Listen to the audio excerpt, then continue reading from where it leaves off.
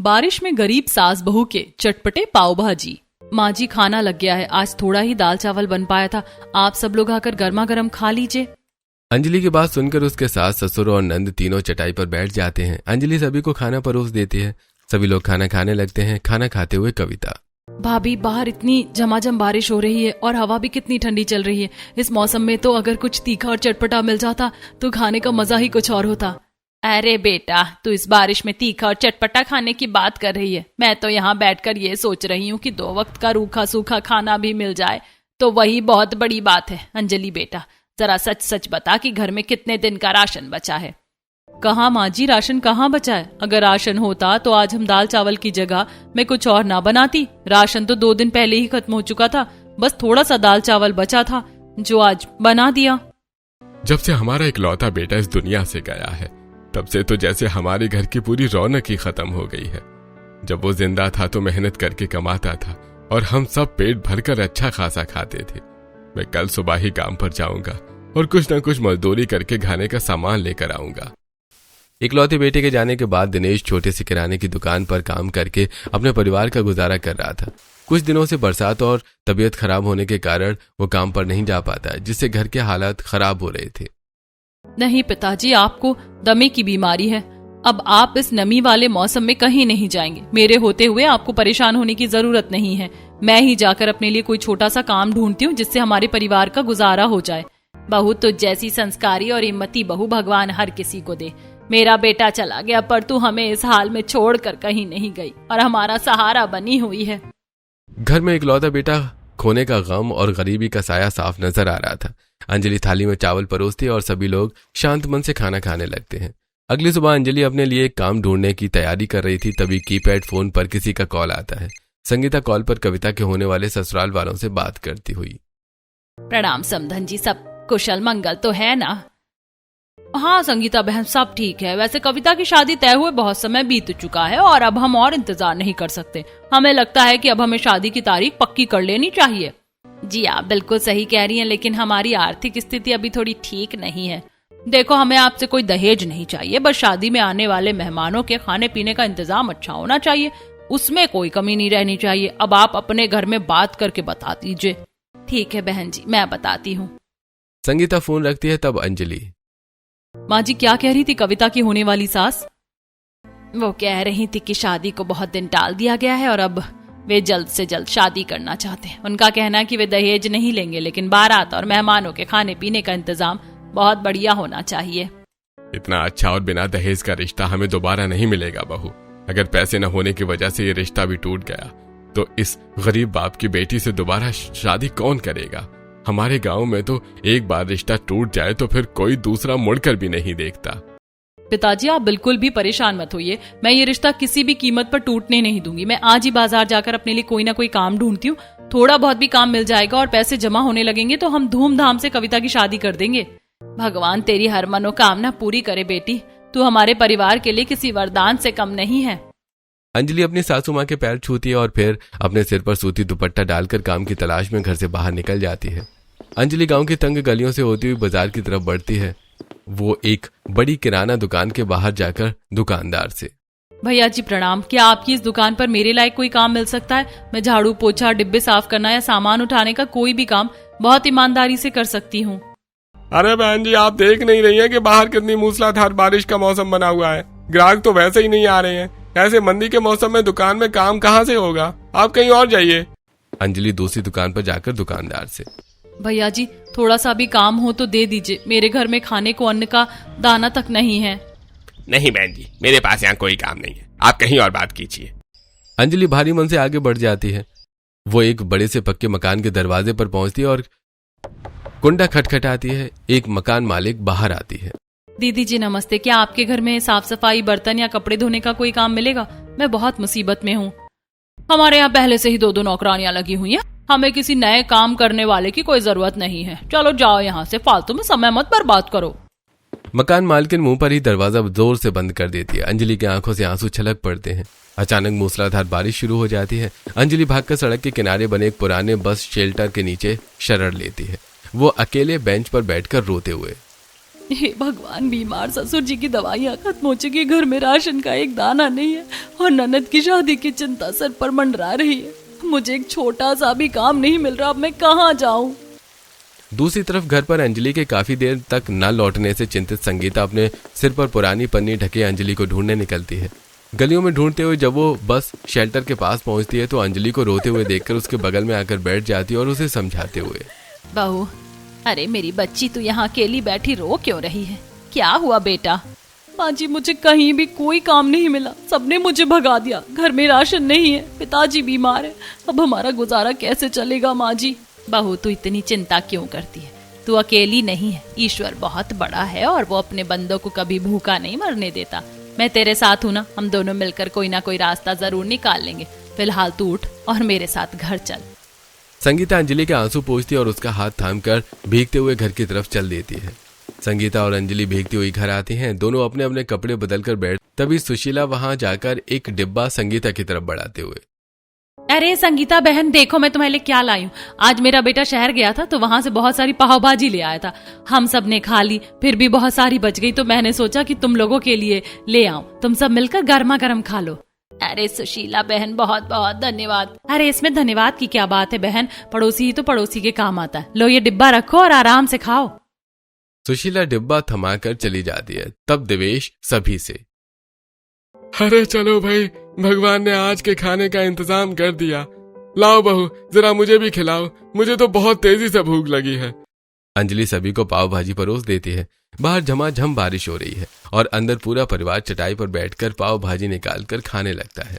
पाव भाजी खाते हुए कविता, वाह भाभी, ये पाव भाजी कितनी स्वादिष्ट है और बढ़िया है ना। इतना तीखा और मसालेदार खाना तो मैंने बहुत दिनों बाद खाया है।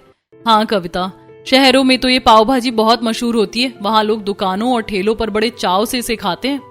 बिल्कुल सही कह रही हो बहू, शहर के लोग तो शाम होते होते ही पाव भाजी खाने के लिए दुकानों पर भीड़ लगा लेते हैं और ये बहुत तेजी से बिकती भी है।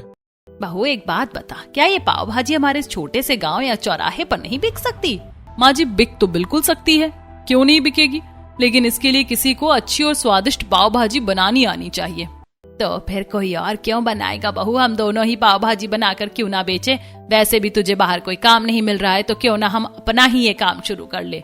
माँ जी, विचार तो आपका बहुत अच्छा है, लेकिन पाव भाजी बनाने के लिए तो बहुत सारा सामान, सब्जियां, पाव और मसाले लगते हैं, उसके लिए पैसे कहाँ से आएंगे?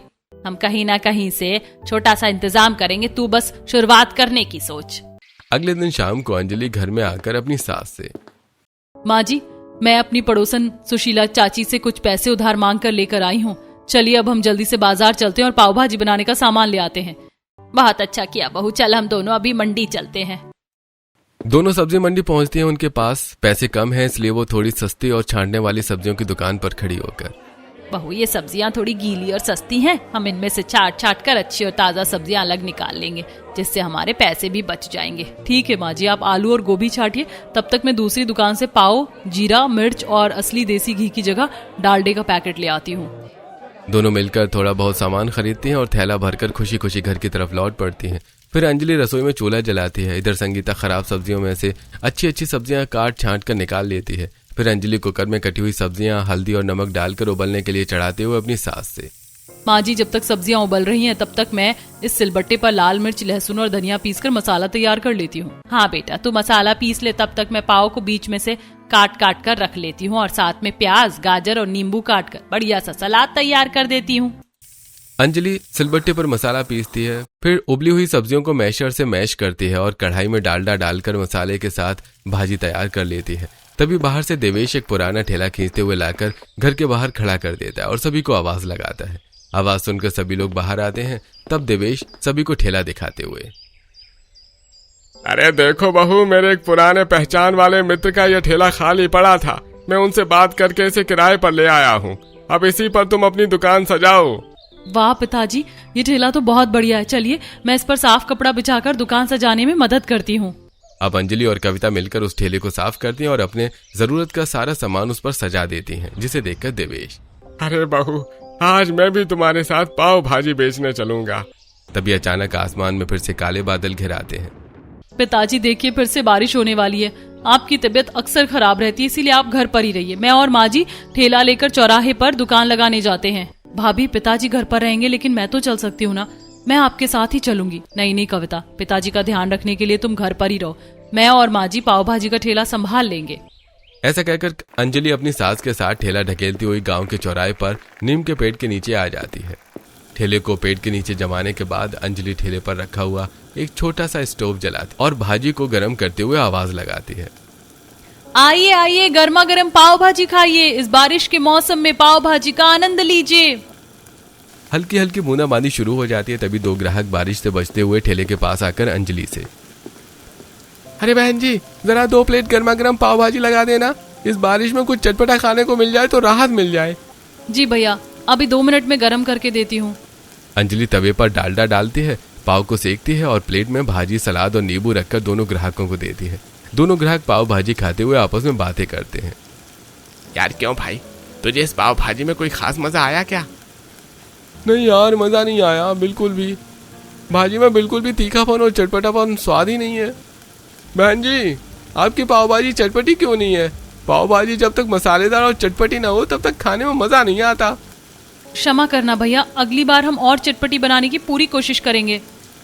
दोनों ग्राहक आधा अधूरा खाकर पैसे देते हैं और चले जाते हैं। अंजलि दुखी होकर अपनी सासू माँ की तरफ देखते हुए, माँ जी, इन्हें हमारी पाव भाजी चटपटी क्यों नहीं लगी? हमने तो सारे मसाले डाले थे। बहू, कैसी चटपटी लगेगी, हमारे पास पैसे कम थे इसीलिए हमने बहुत थोड़े से ही साधारण मसाले डाले थे। असली चटपटी पाव भाजी बनाने के लिए तो बहुत सारे विशेष मसालों की जरूरत होती है। तो फिर ऐसे में हमारी ये दुकान कैसे चलेगी माँ जी? अगर ग्राहक खुश नहीं होंगे तो दोबारा कौन आएगा? ऐसे ही शाम ढल जाती और बहुत कम पाव भाजी बिक पाती हैं। दोनों बची हुई भाजी लेकर दुखी मन से घर लौटती हैं। उन्हें देखकर देवेश, क्या हुआ बहू, आज पहले दिन की बिक्री कैसी रही?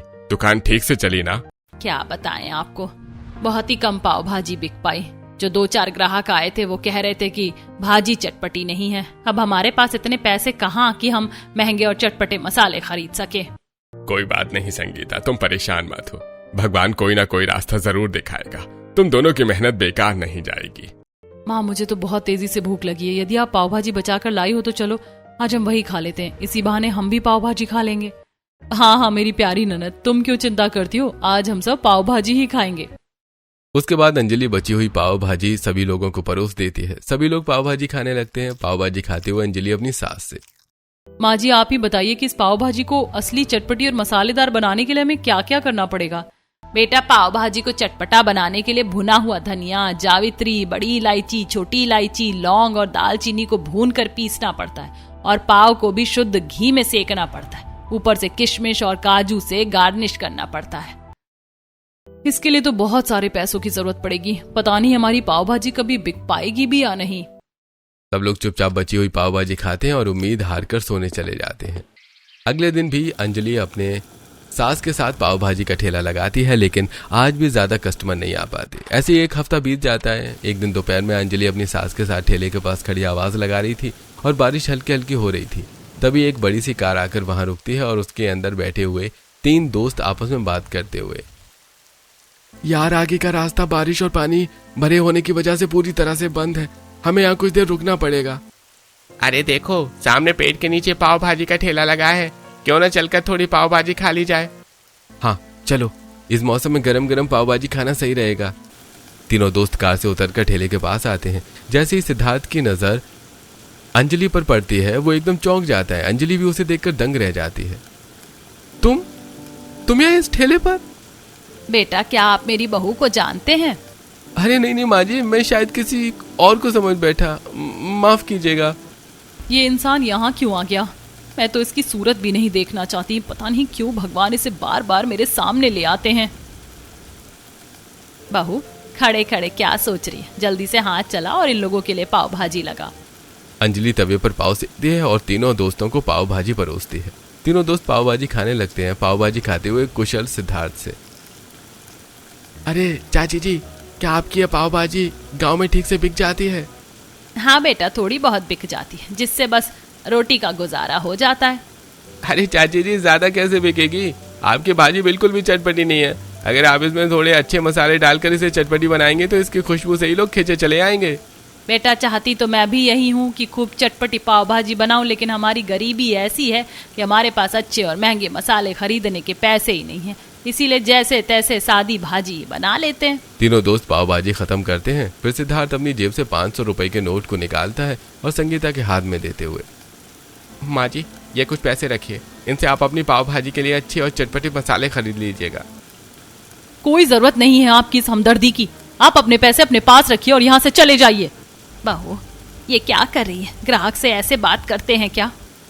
देखिए मैं आप पर कोई एहसान या हमदर्दी नहीं दिखा रहा हूँ, हमारा इस रास्ते से अक्सर आना जाना होता है। अगर आप चटपटी पाव भाजी बनाएंगे तो हम हर बार यहाँ रुक कर खाएंगे, इसलिए इसे एडवांस समझ कर रख लीजिए। सिद्धार्थ जबरदस्ती पैसे संगीता की हथेली पर रखता है और अपने दोस्तों के साथ कार में बैठकर चला जाता है। सिद्धार्थ के जाने के बाद अंजलि गुस्से में अपनी सासू माँ से, माँ जी आपने उस अजनबी से पैसे क्यों लिए? मुझे किसी की दया या मदद पसंद नहीं है। बहू तो इतनी छोटी सी बात पर इतना गुस्सा क्यों हो रही है? उसने खुद कहा कि वो ग्राहक के तौर पर एडवांस पैसे दे रहा है। और फिर जरा सोच, तेरे ससुर की दवाइयाँ खत्म है, कविता की शादी सिर पर है। अगर इन पैसों से हम अच्छी और चटपटी पाव भाजी बनाकर बेचने लगेंगे तो हमारे परिवार का ही भला होगा ना, हम बाद में उसके पैसे लौटा देंगे। ठीक है माँ जी, जैसी आपकी मर्जी। थोड़ी देर बाद शाम हो जाती है। झमाझम बारिश फिर से शुरू हो जाती है। अंजलि अपनी सास के साथ अपना ठेला समेटती है और घर वापस आ जाती है। अगले दिन संगीता अंजलि से, चल बहू आज शहर के मॉल से सारे बढ़िया मसाले, जावित्री, लौंग, देसी घी और काजू किशमिश ले आते हैं। हाँ माँ आज अच्छे और चटपटे मसाले ले आइए ताकि हमारी पाव भाजी अच्छी और चटपटी बन जाए, फिर देखना हमारी पाव भाजी खूब बिकेगी। संगीता और अंजलि बस में बैठकर शहर के लिए निकल पड़ती हैं। शहर पहुंचकर वो एक बड़े मॉल में पहुंचती हैं। मॉल के किराना सेक्शन में सामान खरीदती हैं। संगीता कुछ और मसाले निकलवाने लगती है और अंजलि थोड़ा और आगे बढ़कर मॉल की चीजें देखने लगती है। तभी अंजलि को उसकी पुरानी सहेली अदिति मिल जाती है। अदिति और अंजलि आपस में बातें करते हुए, अंजलि तू यहाँ? यार मुझे बहुत दुख हुआ जब मुझे पता चला कि तेरे पति की एक भयानक एक्सीडेंट में मौत हो गई। एक्सीडेंट था या किसी की सोची समझी हत्या, ये तो बस भगवान ही जानता है अदिति। क्या तू ये क्या कह रही है अंजलि? छोड़ अब उन पुरानी बातों को, जो होना था वो हो गया। अंजलि तू अभी बहुत जवान है, अपनी पूरी जिंदगी यूं अकेले कैसे काटेगी? तुझे दूसरी शादी कर लेनी चाहिए। नहीं अदिति, मैं अपने पति की यादों के सहारे ही पूरा जीवन बिता लूंगी, मुझे अब कभी दूसरी शादी नहीं करनी। अच्छा अब मैं चलती हूँ। अंजलि और संगीता मॉल से झोला भरकर सारे चटपटे मसाले और घी लेकर घर लौटते हैं।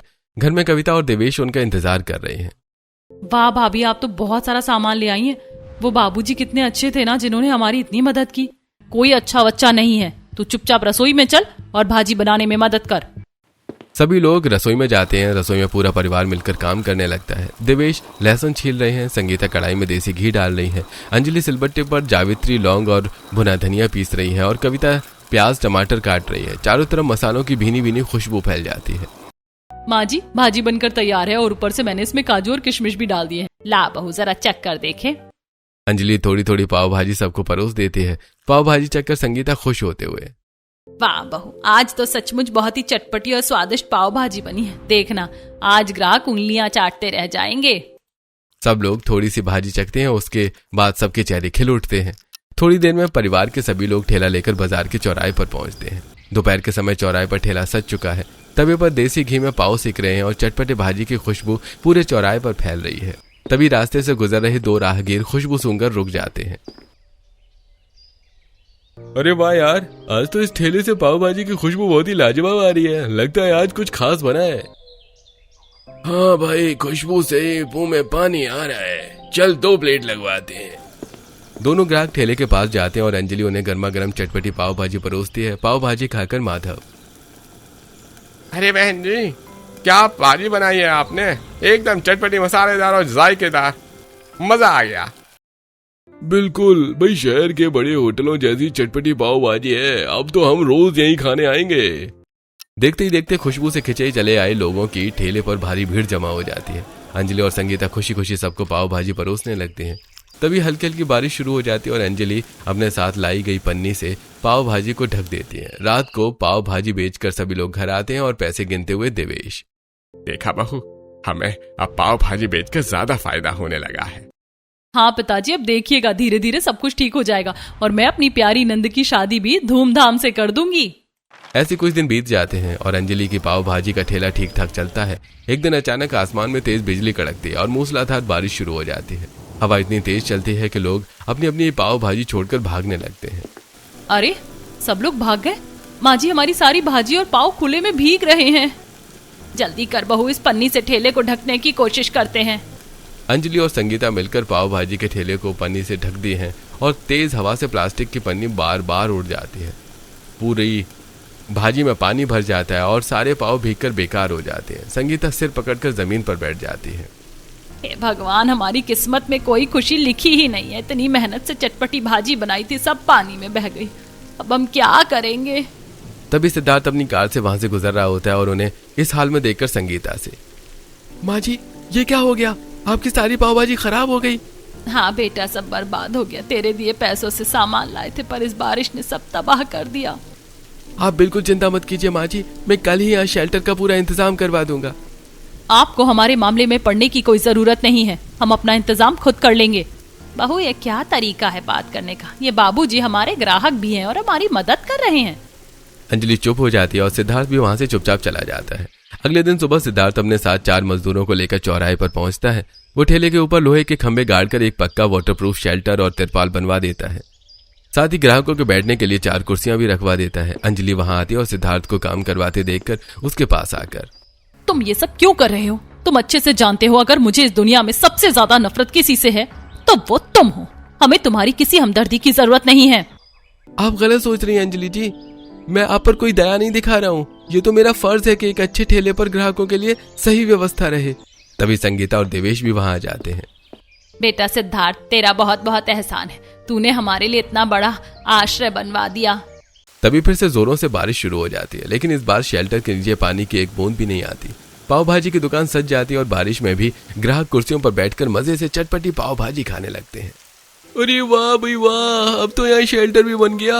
बारिश में बैठकर गरम गरम चटपटी पाव भाजी खाने का मजा ही अलग है। अरे बहन जी, 2 प्लेट घर के लिए भी पैक कर दीजिए। अंजलि खुश होकर पाव भाजी पैक करने लगती है और सिद्धार्थ मुस्कुराता हुआ अपनी कार में बैठकर वहां से चला जाता है। ऐसे कुछ दिन बीत जाते हैं। एक दिन संगीता सावित्री से, हाँ समधन जी, राम राम। हमारी पाव भाजी की दुकान अब बहुत बढ़िया चल रही है। हमने शादी के लिए कुछ पैसे भी जमा कर लिए हैं। ये तो बहुत अच्छी बात है संगीता बहन। जैसे ये बारिश का मौसम खत्म होता है, हम झटपट शादी की तारीख तय करके बच्चों के हाथ पीले कर देते हैं। संगीता फोन रखती है। तभी देवेश बाजार से झोला भरकर राशन, दूध, फल और सब्जियां लेकर अंदर आते हुए, देखो भाग्यवान, आज मैं कितना सारा राशन और फल लेकर आया हूँ। और ये सब दुकान की अच्छी कमाई से संभव हो पाया है। पिताजी, आज तो इस खुशी में घर पर कुछ विशेष खाना बनना चाहिए। हाँ भाभी, आज दाल चावल, मिक्स वेज, पकौड़े और दाल तड़का बनाते हैं। ये सब उस सिद्धार्थ बेटा की वजह से हुआ है जो हमारे लिए फरिश्ता बनकर आया। माँ, रक्षाबंधन भी आने वाला है। मैं तो सिद्धार्थ भैया को राखी बांध दूंगी। वे बिल्कुल मेरे सगे भाई जैसे हैं। अगले दिन चौराहे पर अंजलि और संगीता पाव भाजी बेच रही हैं। कविता और देवेश भी उनकी मदद कर रहे होते हैं। ग्राहकों की भीड़ लगी है। तभी वहां 2 खतरनाक गुंडे लाला साहूकार के साथ लाठियां लेकर पहुंचते हैं। है बढ़िया, मैंने 100 बार तुमसे अपना कर्जा मांगा है। तुम्हारा बेटा मर गया तो क्या मेरा कर्जा डूब जाएगा? इतनी बढ़िया दुकान चल रही है, निकालो मेरा पूरा पैसा ब्याज समेत। लाला जी, थोड़ा समय दे दीजिए। बेटी की शादी के लिए पैसे जोड़े हैं, शादी होते ही आपका कर्जा चुका देंगे। मुझे कोई बहाना नहीं सुनना, मेरे पैसे तो वरना ये ठेला खाली करो। ये सब हो ही रहा होता है कि तभी सिद्धार्थ अपनी कार से वहां आ जाता है। वो कार से उतरता है और ठेले के सामने खड़ा हो जाता है। खबरदार, जो किसी ने इस ठेले को हाथ भी लगाया, हाथ पैर तोड़ कर रख दूंगा। लाला, तू यहाँ से जाएगा या पुलिस को बुलाऊं? अरे भाई, मैं क्यों जेल जाऊं? पैसे ये लोग नहीं दे रहे हैं मेरे। कितने पैसे हैं बता, मैं देता हूँ। नहीं, हम तुम्हारे 1 पैसे नहीं लेंगे। चुप कर बहू, से हमारी मदद करने दे, हम उसके पैसे बाद में लौटा देंगे। अरे नहीं नहीं साहब, मुझे कोई पैसा नहीं चाहिए, मैं जा रहा हूँ। लाला अपने पैसे लेकर वहां से चला जाता है। तभी कविता दौड़ते हुए सिद्धार्थ के पास आती है और कहती है, भैया, आज से आप मेरे सगे भाई हो गए। ये देखकर देवेश और संगीता मुस्कुराते हैं। तभी तेज बारिश शुरू हो जाती है और सड़क पर पानी भर जाता है। अरे भाई, आगे पुल के पास बड़ा गड्ढा है और पानी भरने से रास्ता बंद हो गया है। आज तो शहर जाने वाला कोई वाहन नहीं निकलेगा। अरे बेटा सिद्धार्थ, तुम इस तूफानी बारिश में कहाँ जाओगे? चलो, आज रात हमारे गरीब खाने पर ही रुक जाओ। सब लोग सिद्धार्थ को अपने घर ले आते हैं। अंजलि रसोई में जाकर चाय बनाती है। वो पुरानी यादों में खो जाती है और गर्म पतीली हाथों से उतारने लगती है कि तभी उसका हाथ पतीली से छू जाता है और जल जाता है। अंजलि कराह उठती है। आह, मेरा हाथ जल गया। वहां बैठा सिद्धार्थ तुरंत दौड़कर किचन में आता है। उसके पीछे सभी लोग दौड़कर किचन में आते हैं। तभी सिद्धार्थ उसका हाथ पकड़ता है और उस पर पानी डालने लगता है। अंजलि गुस्से में अपना हाथ छुड़ाती है और सिद्धार्थ के गाल पर एक जोरदार थप्पड़ जड़ते हुए, तुम्हारी हिम्मत कैसे हुई मुझे छूने की? अंजलि, तेरा दिमाग खराब हो गया है क्या? एक तो तू जल गई है और वो तेरे हाथ पर पानी डाल रहा था और तूने उसे थप्पड़ मार दिया। जा अपने कमरे में। अंजलि रोती हुई अपने कमरे में भाग जाती है। संगीता हाथ जोड़कर सिद्धार्थ से माफी मांगते हुए, माफ करना बेटा, पति के जाने के बाद से अंजलि बहुत तनाव में रहती है। कोई बात नहीं माँ जी, मैं समझ सकता हूँ। सिद्धार्थ के लिए भी कविता सभी के साथ बिस्तर लगा देती है और सभी सो जाते हैं। अगली सुबह बारिश थम जाती है और सिद्धार्थ अपने घर चला जाता है। दोपहर में अंजलि और संगीता फिर से दुकान लगाती हैं। ग्राहक चटपटी पाव भाजी खाकर तारीफ करते हुए, बहन जी 2 प्लेट पैक कर दीजिए। आपकी पाव भाजी तो बिल्कुल वैसी चटपटी है जैसी शहर के बड़े होटल्स में मिलती है। देखा बहू, हमारी चटपटी पाव भाजी कितनी प्रसिद्ध हो गई है। अब जल्दी ही कविता के हाथ पीले हो जाएंगे। ऐसे कुछ दिन बीत जाते हैं। नंद की शादी की तैयारियां जोरों पर हैं। तभी एक शाम भारी बारिश के बीच सिद्धार्थ कविता के साथ अंजलि के घर आता है। अंजलि उसे देखकर गुस्सा होते हुए, तुम यहाँ फिर क्यों आए हो? भाभी, भैया को मैंने ही बुलाया है। मैं जानती हूँ कि भैया आपको बहुत पसंद करते हैं। मेरी तो शादी होकर विदाई होने ही वाली है। मैं चाहती हूँ कि इस घर से एक साथ 2 विदाई हो, एक मेरी और एक आपकी। आप भैया से शादी कर लीजिए। कविता, जुबान संभाल कर बात करो। मुझे इस इंसान से सख्त नफरत है। मैं इससे कभी शादी नहीं करूंगी। मुझे तो इसकी सूरत से भी नफरत है। बहू, आखिर तो इस भले लड़के से इतनी नफरत क्यों करती है? सच सच बता। अंजलि की आंखों से आंसू बहने लगते हैं और वो पुरानी यादों में खो जाती है। यार सिद्धार्थ, तू मेरा सबसे जिगरी दोस्त है। तेरे साथ पाव भाजी खाने का मजा ही अलग है। अच्छा, मैं घर चलता हूँ वरना बारिश तेज हो जाएगी। आरव बस में बैठकर घर लौटता है और रात को अपने कमरे में अंजलि से बात करते हुए, अंजलि, सिद्धार्थ मेरा कॉलेज का सबसे अच्छा दोस्त है। पूरी दुनिया में उससे सच्चा दोस्त मेरा कोई भी नहीं हो सकता। ऐसे कुछ दिन बीत जाते हैं। एक दिन तूफानी बारिश हो रही थी। तभी आरव के फोन पर सिद्धार्थ की कॉल आती है। यार, मुझे तेरी बहुत सख्त जरूरत है। तू अभी के अभी मेरे पास आ। ठीक है भाई, मैं अभी आता हूँ। आप इस तूफानी बारिश में मत जाइए। रास्ते में गड्ढे हैं और एक्सीडेंट का डर है। नहीं अंजलि, मेरे दोस्त ने बुलाया, मुझे जाना ही पड़ेगा। आरव चला जाता है और अगले दिन उसके एक्सीडेंट की खबर आती है। सभी लोग अस्पताल पहुंचते हैं। अंजलि आरव के कमरे में आकर आरव का हाथ पकड़ती है। तब आरव अंजलि से, अंजलि, मुझे मेरे दोस्त ने बुलाया था, पर यह बात मेरे घर वालों को मत बताना वरना वो उसे नफरत करने लगेंगे। ऐसा कहते हुए आरव दम तोड़ देता है। इसी सिद्धार्थ ने उस तूफानी रात में मेरे पति को फोन करके बुलाया था। इसी की वजह से मेरे पति का एक्सीडेंट हुआ और वो मुझे छोड़कर चले गए। सिद्धार्थ अंजलि की बात सुनकर अपनी जेब से मोबाइल निकालता है और उसमें से एक कॉल रिकॉर्डिंग प्ले करते हुए, अंजलि जी, आप बहुत बड़ी गलतफहमी में हैं। उस रात मैंने फोन जरूर किया था पर मैंने आरव को नहीं बुलाया था।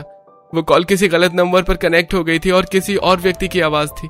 सुनिए ये रिकॉर्डिंग में किसी अनजान व्यक्ति की आवाज और बादलों की गर्जना सुनाई देती है।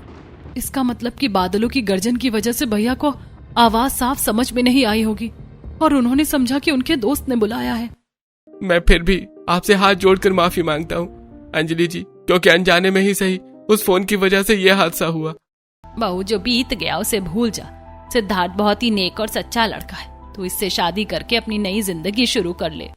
अंजलि रोते हुए अपना सिर झुका लेती है और शादी के लिए हाँ कह देती है। कुछ दिनों बाद घर में शादी का मंडप सजा है। कविता और अंजलि की शादी संपन्न होती है। शादी के बाद सिद्धार्थ संगीता और देवेश से, माँ जी, पिताजी, अब जब मैं आपका बेटा बन चुका हूं तो मैं आप दोनों को इस उम्र में यहाँ अकेला छोड़कर कैसे जा सकता हूँ? आप दोनों भी हमारे साथ शहर चलिए। ठीक है बेटा, तुम दोनों खुश रहो, यही हमारे लिए बहुत है। कविता विदा होकर अपने ससुराल चली जाती है और सिद्धार्थ अंजलि और उसके सास ससुर को लेकर शहर आ जाता है। कुछ दिनों बाद सिद्धार्थ उस पाव भाजी के ठेले को एक फ्रेंचाइजी में बदल देता है और उससे आने वाली इनकम को वो हमेशा के लिए अंजलि और उसकी सास के नाम पर जमा कर देता है। इस तरह सभी लोग खुशी खुशी जीवन गुजारने लगते हैं।